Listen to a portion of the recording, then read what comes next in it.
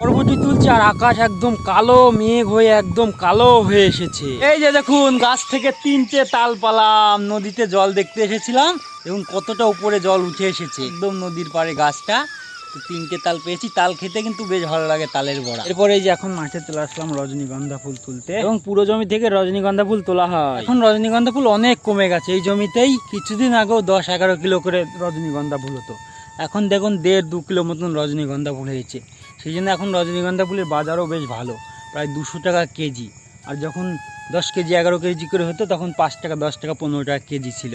তো যাই হোক, এখন এই যে রজনীগন্ধা ফুলগুলো বিক্রি করার জন্য পাঠিয়ে দিচ্ছি। এরপরে চলে আসি চাল কিনতে। আমাদের পাহাড়ে একটা দোকান থেকে চাল কেনা হয় এবং চালের বস্তা মাথায় করে নিয়ে বাড়িতে চলে আসি। আমাদের পটলের জমিতে খুবই লেদা পোকা লেগেছে, তাই এই কীটনাশকটা জলের সাথে গুলিয়ে নিয়ে এখন স্প্রে করছি। আমাদের পেঁপে বাগানের পাশ দিয়ে একটা লাইন বেগুন গাছ লাগানো হয়েছিল, এই যে দেখুন বেগুন হয়েছে, দেখছেন খাবার মতন এই বেগুনটা হয়ে গেছে।